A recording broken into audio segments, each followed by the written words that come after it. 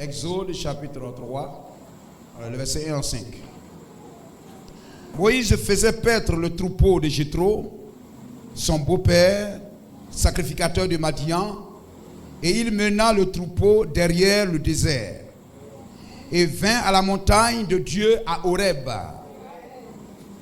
L'ange de l'Éternel lui apparut dans une flamme de feu au milieu d'un buisson, et Moïse regarda, et voici le buisson était, amen, c'est cela, le buisson était tout en feu, le buisson était tout en feu, et le buisson ne se consumait point.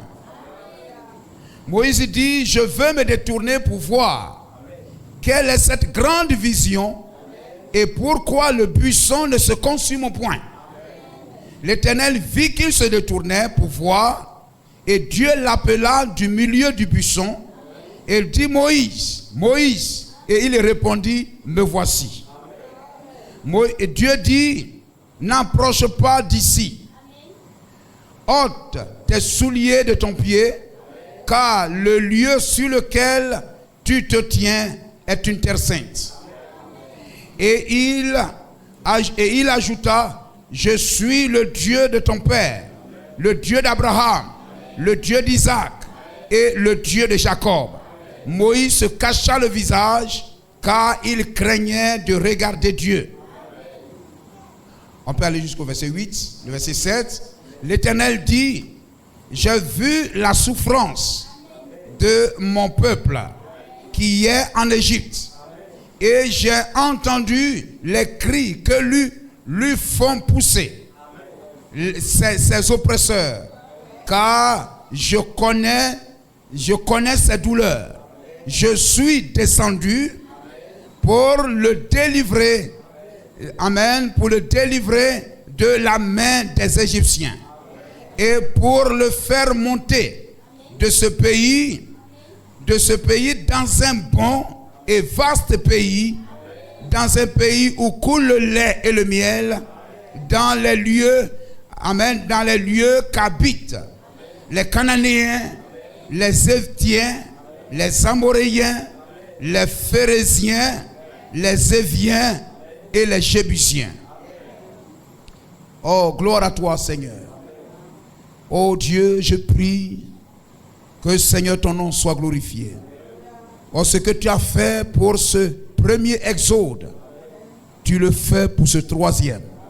Et donne que, oh Dieu, toi qui es le même hier, aujourd'hui, éternellement, en lisant ces paroles et en tirant une instruction pour nos âmes, pour notre marche dans ce troisième exode, oh Dieu Tout-Puissant, donne que, Seigneur, oh Dieu, nous soyons fortifiés. Oui, nous soyons, oh Dieu, nous soyons forts. Et que, Seigneur, nous puissions tirer ce qui est nécessaire. Et que nous puissions copier le bon exemple. Oui, Seigneur, afin que le pays promis, oh Dieu, nous puissions, Seigneur, entrer en possession de cela. Bénis cette parole, bénis tes enfants, tandis qu'ils font l'effort de l'écouter, dans le nom de Jésus-Christ. Amen. Que le nom du Seigneur soit béni. Amen. Ceux qui ont été avant nous, au temps de Moïse, au temps de Jérémie, au temps de Jésus-Christ, ils n'avaient pas la Bible dans son entièreté, dans sa totalité, comme nous l'avons aujourd'hui dans nos mains. Quelquefois, quand nous avons ça dans la main, on pense que chaque chrétien qui a été sur la terre avait la Bible comme cela dans sa main. Mais ce n'était pas comme cela.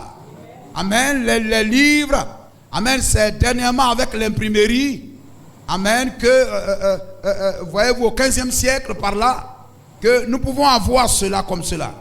Mais la Bible était sous forme de rouleau. Amen. Les livres étaient sous forme de rouleau.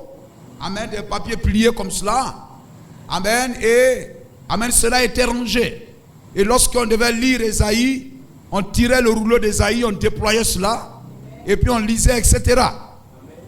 Et voyez-vous, au jour de Jésus, par exemple, les gens n'avaient pas le Nouveau Testament. Ils avaient la Bible, mais dans leur Bible, le Nouveau Testament n'était pas, parce que le Nouveau Testament n'était pas encore. Les acteurs, du Nouveau Testament n'était pas encore manifesté sur la terre. Gloire au Seigneur. Lorsque vous prenez Jérémie, au jour de Jérémie, le livre de Jérémie, ils avaient la Bible. Amen, mais c'était les écrits avant Jérémie. Mais pendant la vie de Jérémie, le livre de Jérémie, c'était Jérémie lui-même. C'était Jérémie homme. C'était lui-même qui était le livre de Jérémie. Gloire au Seigneur. Et ceux qui croyaient en Jérémie étaient ceux-là qui croyaient dans ce prédicateur qu'on chassait de toutes parts et qui s'appelait Jérémie. Ceux qui ont crié en Jérémie, c'était ceux-là. Béni soit le nom du Seigneur. Amen. Et il y a eu, etc., le Daniel, et tout cela a été ajouté. Amen. Donc, au jour de Jésus, amen, ils avaient l'Ancien Testament. Cela s'arrêtait à Malachie, et tout le reste n'était pas dans leur Bible. Amen. Mais nous, aujourd'hui, on a et l'Ancien et le Nouveau mis ensemble. Gloire au Seigneur. Ce que nous pouvons lire sur Jésus-Christ, nous pouvons lire comment les gens se sont comportés vis-à-vis de Jésus-Christ, et nous pouvons même les condamner pour dire mais pourquoi ils se sont comportés comme cela, pourquoi ils se sont comportés comme cela. Amen. Nous lisons ça dans la Bible, mais eux ils vivaient la réalité de cela. Et ils vivaient la réalité. S'ils avaient ça dans les livres comme cela, au jour de Jésus, personne ne pouvait se moquer. Amen. Personne ne pouvait dire qu'il ne croit pas en Moïse, parce que dans leur Bible certifie que Moïse est un vrai prophète et que Dieu a conduit son peuple par Moïse. Béni soit le nom de Jésus-Christ. Donc il y a ça. Amen. Et voyez-vous, amen, au jour, amen, dans cet Ancien Testament, il y a des promesses. Il y a des promesses qui ont été faites qui devraient se réaliser. Non pas dans le temps de l'Ancien Testament, mais qui devait se réaliser après le Nouveau Testament, après Malachie. Amen. Et les gens qui vivaient après Malachie, au jour de Jean-Baptiste, au jour de Jésus-Christ, devraient reconnaître que les promesses qui sont écrites dans l'Ancien Testament là-bas sont accomplies. Amen. Dieu dit, je vous enverrai. Dans Deutéronome 18, 15, amen, Dieu dit par Moïse dit à Israël, l'Éternel votre Dieu vous enverrai. L'Éternel votre Dieu suscitera. Amen, un prophète ou des prophètes comme moi. Vous les écouterez. Et dans Acte 3, 22, 23, amen, amen, et Pierre rapporte, Moïse a dit, le Seigneur votre Dieu vous suscitera un prophète ou des prophètes comme moi, on peut prendre cela pour lire. Et quiconque ne l'écoutera pas sera exterminé du milieu de son peuple. C'est-à-dire ces personnes qui ne vont pas croire ces prophètes n'iront pas au ciel. Mais comment on allait reconnaître ces personnes-là? Amen. Parce que c'est des personnes dont leurs noms ne sont pas dans l'Ancien Testament. On n'a pas dit leur nom. On n'a pas dit de quelle famille ils allaient naître. Mais Dieu dit seulement un prophète. Alors il faut qu'on sache qu'est-ce qu'un prophète. Et quels sont les signes, les caractéristiques d'un prophète. Il faudrait que le peuple sache ça. Gloire au Seigneur. Et le peuple, amen, beaucoup ont été enseignés en cela. Lorsque la femme au puits, dans Jean chapitre 4, lorsqu'elle échangeait avec cet homme, qui était semblable à n'importe quel homme, Jésus n'était pas habillé plus que tous les autres hommes. Même, voyez-vous, lorsque à Gethsémane, les soldats devraient l'attraper, ils ne savaient même pas c'était qui. Parce qu'ils étaient tous pareils. Gloire au Seigneur. L'habit que le pasteur porte, les fidèles de l'assemblée peuvent porter ça. Donc on peut sortir, etc. L'homme, il peut aller vers un frère ici pour dire pasteur, on dit non, c'est pas lui, c'est l'autre. Gloire au Seigneur. Amen. Alors, il fallait Judas, quelqu'un qui est membre de son assemblée. Amen, pour savoir que non, c'est pas lui qui est le pasteur, c'est celui-là qui est le pasteur. Amen. Peut-être même ce jour-là, un frère est mieux sapé que le pasteur. Gloire au Seigneur. Donc il n'y avait pas d'habit de distinction des cols blancs, des cols rouges, des habits, amen, particuliers que le pasteur doit porter, que le reste du peuple ne doit pas porter. Il n'y avait pas ça. Gloire à Jésus-Christ. Béni soit le nom du Seigneur. Amen. Alors, voyez-vous, la femme au puits vit cet homme, ne connaissant pas son nom. Elle sait seulement que c'est un juif. Amen. Et elle dit même qu'il n'y a pas de relation entre vous et nous. Tu ne dois pas me demander de l'eau à boire. Il y avait la xénophobie. Il y avait du tribalisme. Amen. Mais après les échanges, la causerie pour aller, mais cette fille est la sémence de Dieu. Elle a été enseignée sur ce que c'est qu'un vrai prophète. Gloire au Seigneur. Elle n'a pas de vision. Amen. Elle n'a pas un don de vision, de révélation. Mais elle a été enseignée sur les caractéristiques d'un vrai prophète. Alors quand elle a commencé à parler avec Jésus-Christ, Jésus a commencé à lui poser des questions, à discerner les choses, à manifester le signe du Messie. Elle a dit, mais tu es un prophète. Ensuite, tu es le Christ. Et ensuite, elle est sortie, aller dans la ville. Venez voir un homme. Venez voir un homme. Vous comprenez cela? Ne serait-ce pas le Christ? Cela veut dire quoi? Que l'Ancien Testament qui leur était prêché, l'Ancien Testament qui leur était prêché, la Bible qu'ils avaient, la Bible qu'elle avait, qui leur était prêchée, amen, annonçait la venue de Christ, la venue du Messie. Amen, cela a été prêché maintes et maintes fois. Donc elle savait ce que c'est qu'un prophète et les caractéristiques d'un vrai prophète. Alors lorsque Jésus a commencé à parler avec elle et à discerner certaines choses, amen, gloire au Seigneur, elle a vu que, amen, la description de ce que cet homme est en train de dire, le langage et tout ce que cet homme est en train de discerner, de révéler, amen, cela, amen, ça c'est le nom du Messie sous la forme de la parole. C'est la définition d'un prophète, c'est la définition du Christ. Ce sont les caractéristiques du Christ lorsqu'il viendra. Gloire au Seigneur. Amen. Alors, voyez-vous que c'est en ce moment-là que la prophétie, la promesse, amen, pouvait l'aider. Ça pouvait la sauver, ça pouvait la délivrer, ça pouvait la guérir, ça pouvait lui faire du bien. Amen. Mais aussi longtemps qu'on lui enseignait, amen, cela comme sous la forme de la promesse, mais qu'elle-même n'entrait pas en contact avec Jésus-Christ, amen, alors le Messie restait toujours sur la forme de la promesse. Amen. Mais le Messie, amen, elle ne pouvait pas recevoir les bénéfices du Messie, les bénéfices, amen, qu'apporte le Christ, tant qu'elle n'entre pas en contact avec le Christ et ne croit pas en lui. Béni soit le nom de Jésus-Christ. Vous comprenez cela? Amen. Voyez-vous, avant Moïse, amen, sur la forme de la parole, alléluia, on transmettait, Moïse, notre Dieu a dit à notre père Moïse que voilà, après 400 ans, Dieu nous suscitera. Donc les gens même les prédicateurs pouvaient prêcher cela. Les gens pouvaient prêcher, dire à leurs enfants, ces Égyptiens là, ils nous maltraitent, mais Dieu a dit que à la 4e génération, après 400 ans, on sortira d'ici. Peut-être que ceux qui parlaient là, amen, nous savons qu'on va mourir. Mais n'oubliez pas, un jour Dieu enverra un homme. Dieu viendra nous sortir de ce pays et nous ramènera en Palestine. Là où les Arabes là habitent là où les musulmans ont pris là, oui, qu'ils restent là-bas combien de temps ils veulent. Mais Dieu nous a promis qu'un jour nous irons là-bas habiter ce pays-là. Mais le pays est déjà habité. Qu'est-ce que vous allez aller faire?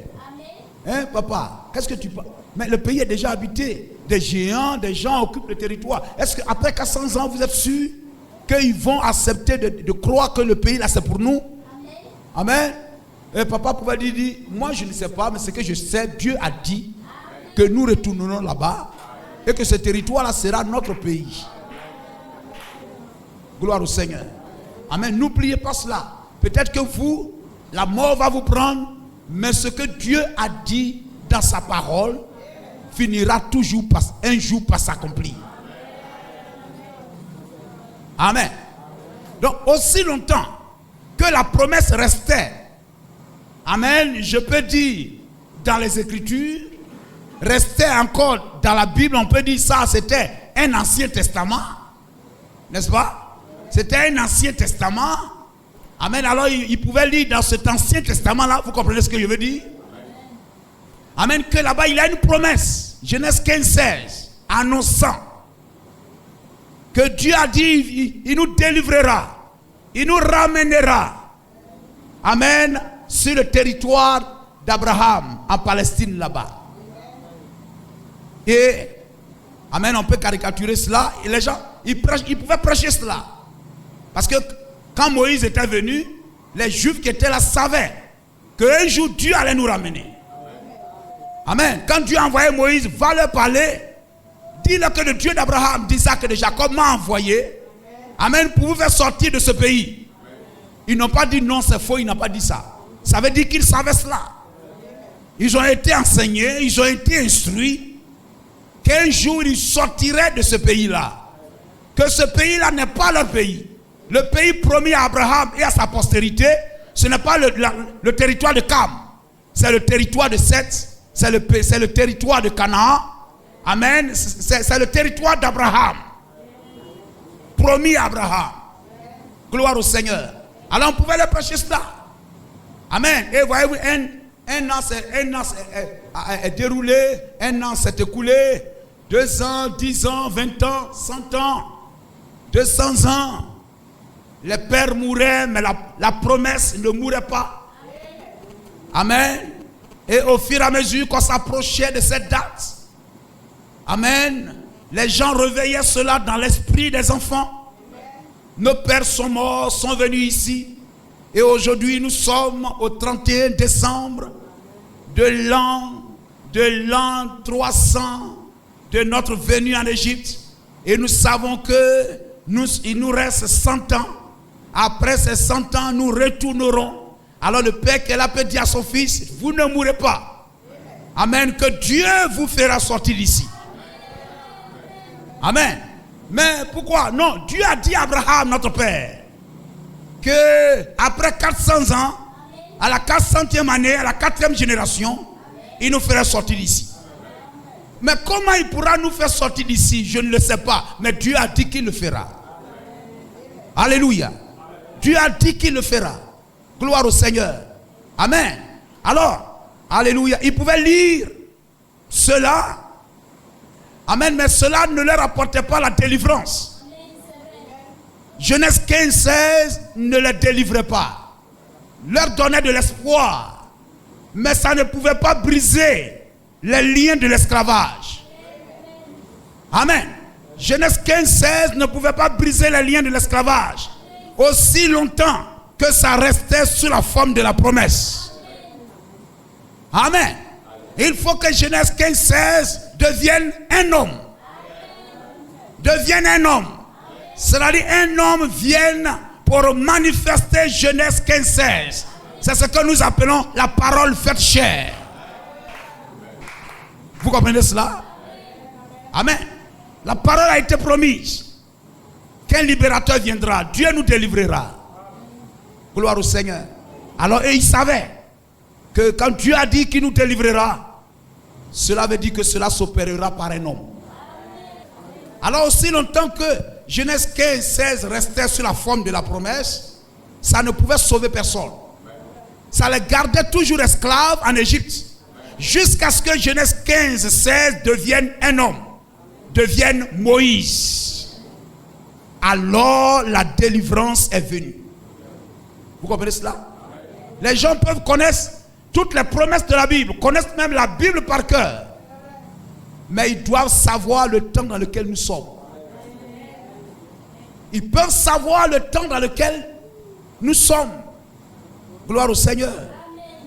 À la fin des temps, Dieu a dit que, voyez-vous, ce qui est arrivé au jour de temps arrivera pareillement. Ce qui est arrivé lorsque nous voyons ces choses, les dénominations même peuvent vous prêcher ça. Ils vont vous prêcher ça pour vous dire que nous sommes à la fin des temps. Béni soit le nom de Jésus-Christ. Amen. Mais ils n'iront pas jusqu'au bout. Amen. Ils sauront que nous sommes à la fin des temps. Mais la promesse de salut, ils vont manquer cela. Ils pourront savoir que ça fait 400 ans que nous sommes en Égypte. Dieu a dit après ces 400 ans, nous sortirons d'ici. Mais cependant, il y a eu des personnes qui se sont opposées à Moïse. De la même manière, les gens sauront que nous sommes à la fin des temps. Ils prêcheront même dans leur église que nous sommes à la fin des temps. Amen. Mais à la fin des temps, qu'est-ce que Dieu a dit qu'il allait faire? Gloire au Seigneur. Amen. Et ils manqueront de saisir cela. Béni soit le nom de Jésus-Christ. Gloire au Seigneur. Ainsi, voyez-vous, Dieu leur a promis. Et quand Moïse est venu, alors Genèse 15-16 est devenu un homme et Israël fut sauvé.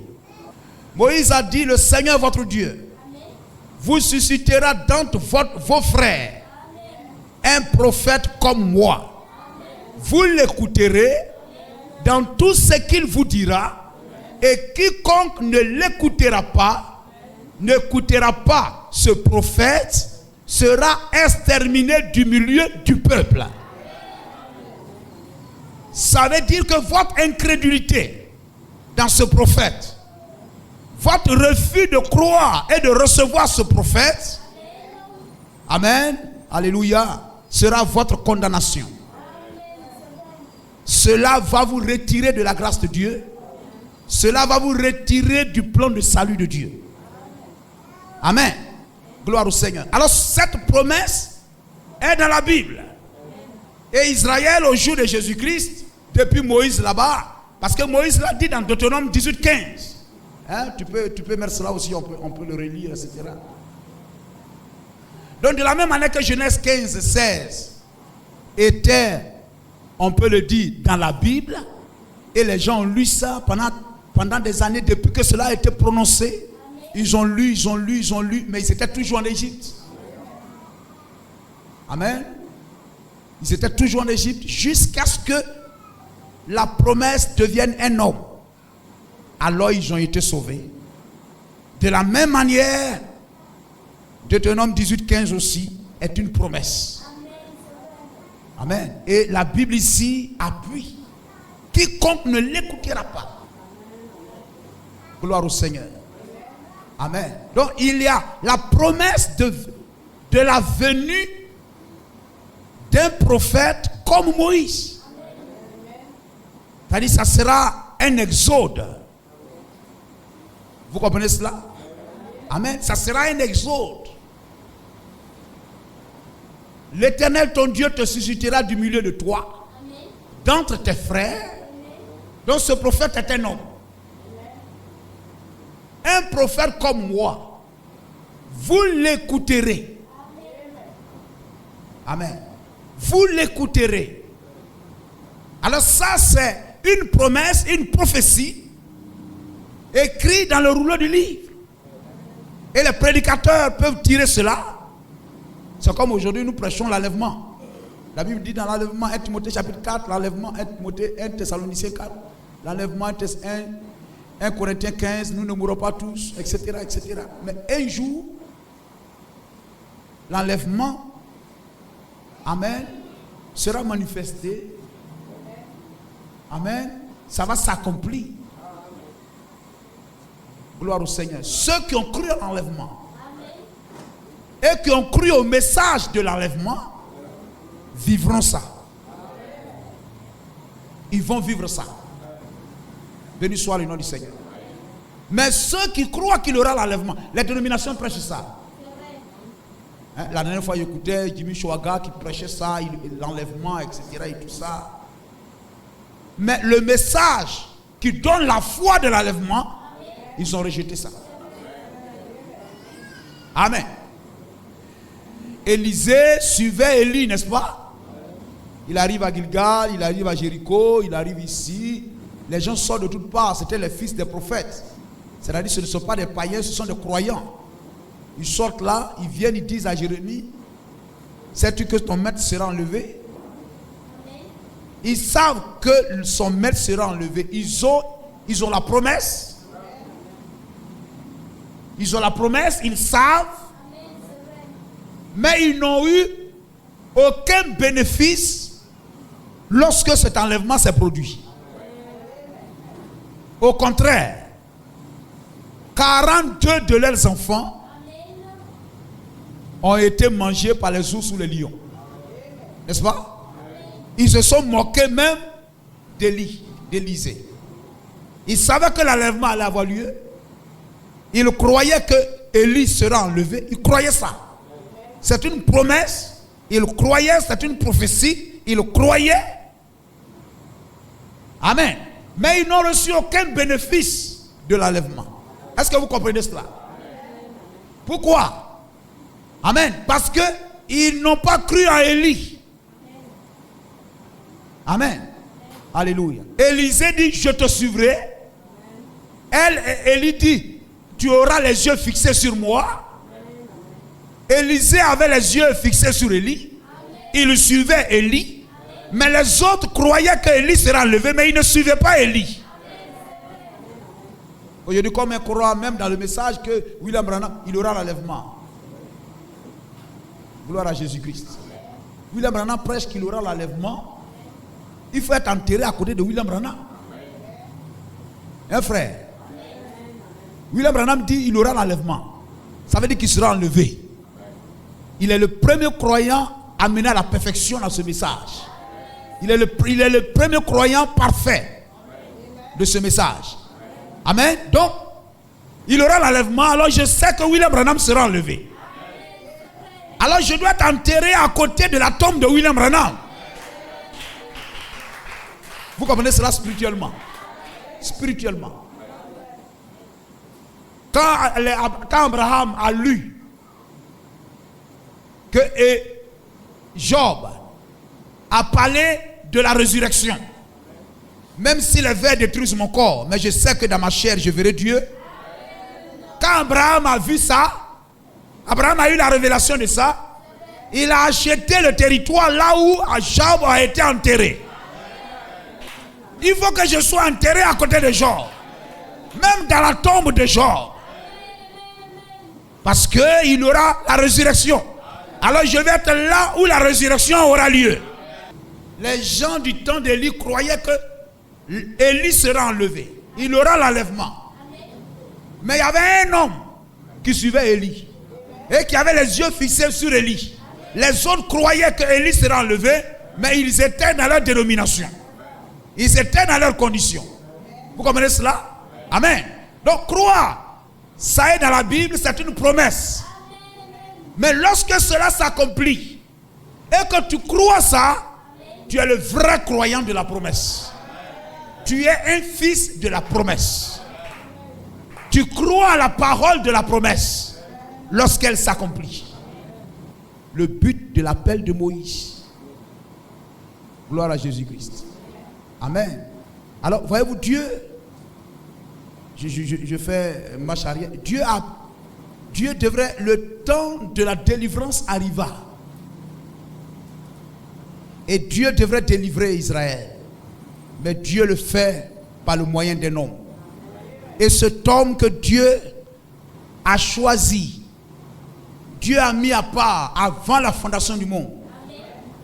Amen. Avant même le sein de sa mère. L'homme que Dieu a mis à part avant que sa maman ne soit enceinte de lui. Vous le croyez? Avant que Jérémie 1:1, avant que ta mère ne soit enceinte de toi, je te connaissais, je t'avais établi prophète. L'homme que avant même que sa maman ne naisse, Dieu le connaissait et Dieu l'avait établi. C'était Moïse. Gloire au Seigneur. Amen. Alléluia. C'était un homme spécial. C'est-à-dire ce que Dieu fait avec Moïse, on peut dire qu'il ne peut le faire avec personne d'autre. Moïse est unique. Il l'appelle de façon spéciale et particulière. Amen. De façon particulière.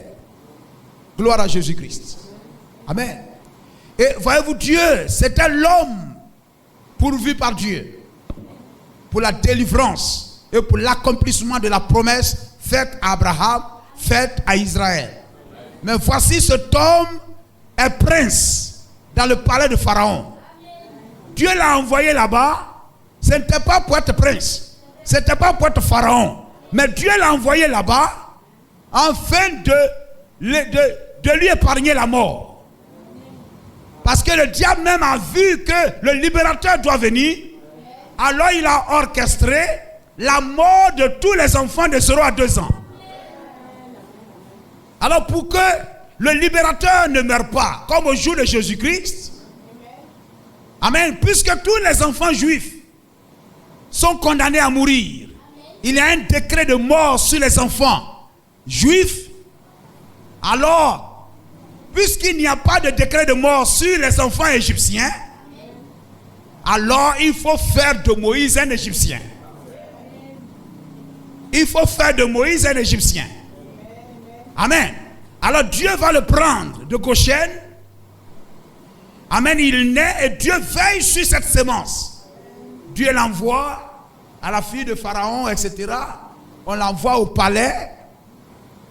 Amen. Et là-bas, on va l'élever dans le palais de Pharaon.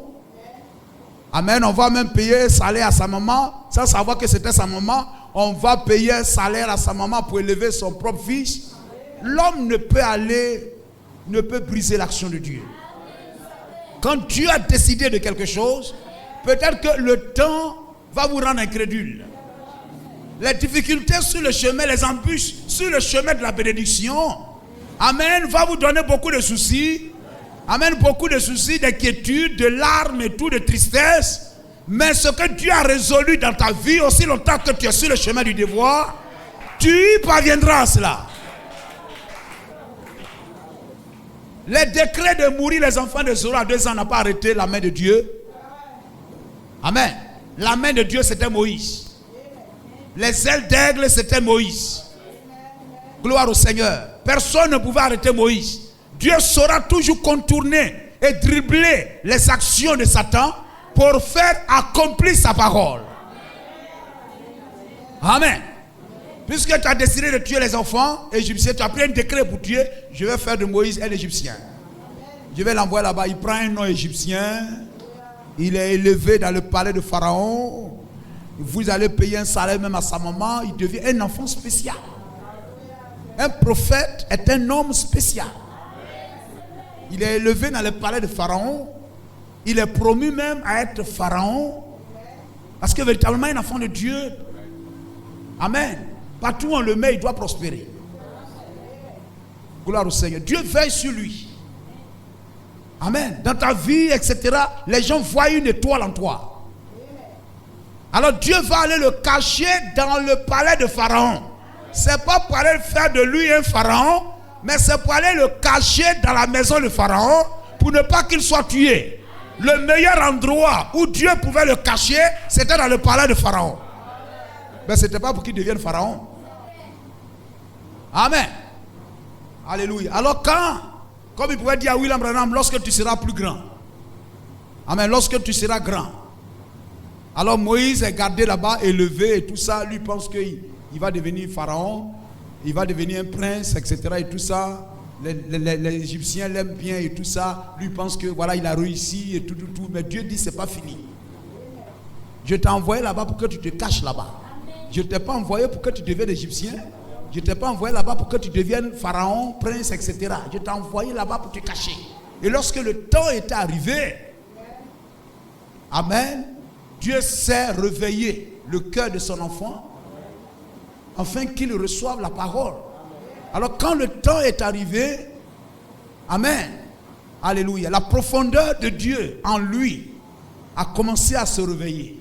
Il a commencé à avoir un penchant pour ses frères. Parce qu'il doit se lever du milieu de ses frères. Amen. Alors il commence à avoir un penchant pour ses frères. Il a déjà le sentiment de défendre ses frères. Mais comme ce n'est pas une affaire charnelle, mais c'est spirituel. Gloire au Seigneur. Amen. Dieu lui-même va prendre les choses en main. je t'ai envoyé là-bas pour te cacher, pas pour être pharaon. Et là où Dieu lui avait donné rendez-vous, c'était sur le mont Horeb, le mont Sinaï. C'est là-bas que Dieu lui a donné rendez-vous. Gloire au Seigneur, c'est là. Mais celui avec qui Dieu avait rendez-vous se trouve dans le palais de Pharaon. Il va être prince. Amen, il est là-bas avec la gloire. Amen, avec les honneurs. Avec vraiment toute la commodité. Amen, et tout des habits princiaux ou quoi. Amen, il avait la limousine. N'est-ce pas? Limousine, il dort dans la climatisation. Vraiment, c'est... Amen, lorsqu'il arrive, on dit oh, l'enfant de Pharaon arrive. Mais c'était pour te cacher. Gloire au Seigneur. Amen. Alors Dieu, pour qu'ils viennent ici, Dieu a une manière de les envoyer ici. Amen. Pour te sauver, Dieu doit t'amener ici. Et voyez-vous que dans le naturel, il fuyait l'Égypte pour sauver sa vie. Amen. Donc pour te sauver, tu dois venir ici. Amen. Alors lui-même, il se sauva pour aller dans le désert. Mais tout ça était dans le plan de Dieu. Dieu avait rendez-vous avec Moïse ici, mais il était dans le palais de Pharaon. Amen. Alors Dieu va créer les conditions. Dieu va changer les choses. Amen. Le pousser à commettre un meurtre. Amen.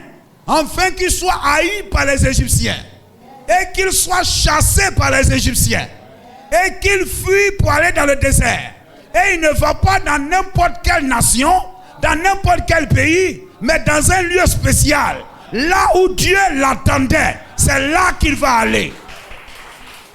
Dieu ne va pas dire, oh toi j'ai besoin de toi. Non. Il sait comment t'amener ici. Pour te sauver, il n'y a qu'un lieu où Dieu t'attend, c'est dans le message. Pour te sauver, Dieu, c'est dans le message que Dieu te sauve. Et il sait comment créer les conditions. S'il faut amener de bonnes choses dans ta vie, ou bien de mauvaises choses.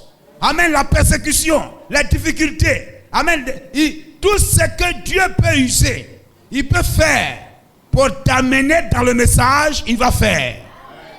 Et quand tu viens, il faut qu'il s'assure que tu ne vas pas repartir en Égypte.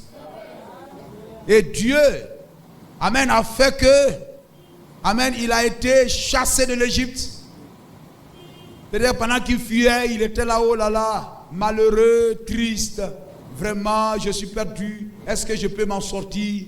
Mais pendant tout ce temps où il marchait là-bas, il est devenu un homme marchant pieds nus, dans des habits déchirés. Amen, alléluia. Dieu, là où il est parti, la condition dans laquelle il était à Goshen. Et puis Dieu, pour le garder, l'a envoyé dans la maison du roi. On l'a habillé comme un prince, etc. Dieu l'a ramené là, à Goshen. Dans les habits de Goshen. Amen, avec ses frères. Amen, Dieu l'a brisé totalement. Gloire au Seigneur. Dieu doit le mettre dans une condition telle qu'il sera prêt à le servir. Amen. Alléluia. Si Dieu sait que la pensée que tu as, le cœur que tu as, amen, la condition dans laquelle tu vis et tout, ça ne va pas t'aider à être un bon chrétien, une bonne chrétienne. Gloire au Seigneur. Amen. Dieu va créer des choses, il va amener des choses afin de te reformater, de telle sorte qu'on puisse maintenant copier des fichiers sur toi. Amen. Parce que le monde a trop rempli ta carte mémoire. Il faut reformater ça. Parce que maintenant, quand on envoie un fichier, Dieu va envoyer un fichier, on dit espace plein. Amen. Espace plein. Espace plein. Pourtant, vous voulez envoyer des fichiers très importants. Amen. On dit espace plein, libéré de l'espace. Mais quand Dieu te prend, il doit libérer totalement la place. Quand Dieu l'envoya, il avait combien? 80 ans, n'est-ce pas? Quand il a quitté l'Égypte pour aller là-bas, il avait combien? 40 ans. Donc quand il sort de l'Égypte pour aller là-bas, il avait 40 ans. Il est resté dans la présence de Dieu là-bas pendant 40 ans. Et quand il revient, il a 80 ans. C'est-à-dire la carte mémoire, tout ce que Pharaon a copié sur lui. Dieu a pris le temps de reformater ça. Amen. D'effacer tout ça. Pour que quand Dieu lui envoie sa parole, Moïse ne dit plus, il n'y a plus d'espace. Gloire à Jésus-Christ. Quand Dieu envoyait un moment, il dit, je ne sais pas parler. Je ne sais pas parler, envoie quelqu'un d'autre. Il dit, non, cette carte mémoire-là, il faut encore la travailler. Jusqu'à ce que quand Dieu parle, monte ici, il monte. Fais ceci, il le fait. Béni soit le nom de Jésus-Christ. Amen. C'est ainsi que Dieu fait avec nous, frères. Amen. Quelquefois, nous venons au Seigneur, c'est très bien. On veut avoir une bonne situation sociale. C'est bien. Mais ce n'est pas le but premier pour lequel Dieu nous a appelés. Si notre esprit est figé sur la bonne situation sociale, ça finira par devenir, amen, alléluia, notre objectif principal. Notre désir principal. Gloire au Seigneur. Amen. Mais il faut que le salut de notre âme, servir Jésus-Christ. Dieu même peut appeler quelqu'un. Peut-être que Dieu ne t'appelle pas à travailler, il t'appelle peut-être à être un pasteur. Mais toi, tu peux vouloir travailler forcément.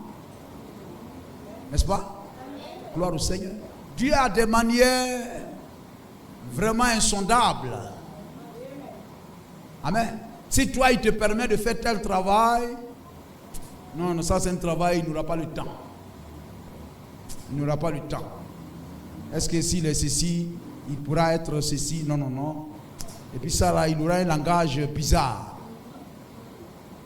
Gloire au Seigneur. Amen. Alors Dieu, il sait, toi, quel est le caractère que tu dois avoir. Amen. Dieu sait ça. Gloire au Seigneur. Alors à chaque fois que tu voudras prendre un chemin qui ne te conduira pas en sa présence et à refléter réellement ce qu'il a arrêté pour toi avant la fondation du monde, tu auras des problèmes. Et voyez-vous, c'est cela. Alors Dieu, Moïse s'est abandonné lui aussi à Dieu. Dieu l'a pris aussi pendant 40 ans pour qu'il puisse oublier tous les avantages du palais. Dieu l'a pris et l'a reformaté d'un prince en un prophète. Gloire au Seigneur. Pour qu'il oublie, amen, l'autorité de Pharaon et qu'il accepte de ne reconnaître qu'un seul chef. C'est Dieu. Béni soit le nom du Seigneur. Vous comprenez cela? Et en cela, Dieu pouvait alors l'utiliser. Si nous pouvons nous abandonner entre les mains de Dieu, alors Dieu peut nous utiliser. Si je viens à l'église et que mes besoins ne prévalent pas, mes désirs ne prévalent pas, ce dont j'ai soif ne prévalent pas, mais la seule soif qui vaille, c'est d'être agréable à Dieu. C'est de savoir que ma vie est conforme à sa parole. Ma vie lui est soumise. Que j'ai à manger ou pas, que j'ai les habits à porter ou pas, je veux obéir à celui sous l'autorité duquel je suis placé. Je suis dans le message. Et le message a une tête. Et c'est le prophète. Et si je peux me placer sous l'autorité du prophète, je serai béni. Amen. Si j'ai soif, le rocher donnera de son eau. Si j'ai faim, le surnaturel viendra. La manne, s'il faut que ça vienne du ciel, le pain descendra. Si les Moabites et les Ammonites veulent me barrer le chemin, il est mon bouclier. Il me conduira. Il m'a promis le pays promis. Je sais qu'il est fidèle.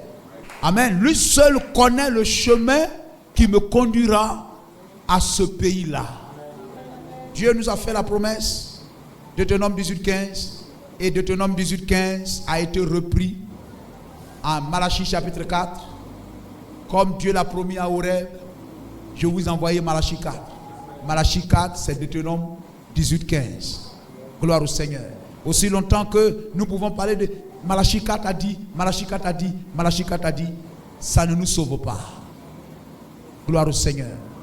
Et il faut reconnaître William Branham comme étant Malachie 4, qui est Deutéronome 18, 15. Et il faut suivre Moïse. Il faut suivre ce que William Marion Branham a dit. Amen. Alors la foi en cela apporte la délivrance dans notre vie. Comme eux, ils ont cru en Genèse 18, 15. Genèse 15, 16. C'était Moïse, ils ont cru. Et la délivrance a eu lieu. Nous aussi, nous croyons en Malachie 4, qui est Deutéronome 18, 15. Et en croyant en lui, amen, nous serons bénis. Croyons cela. Nous serons bénis. Amen. N'arrêtez pas Dieu. Ne fixez pas un temps en Dieu.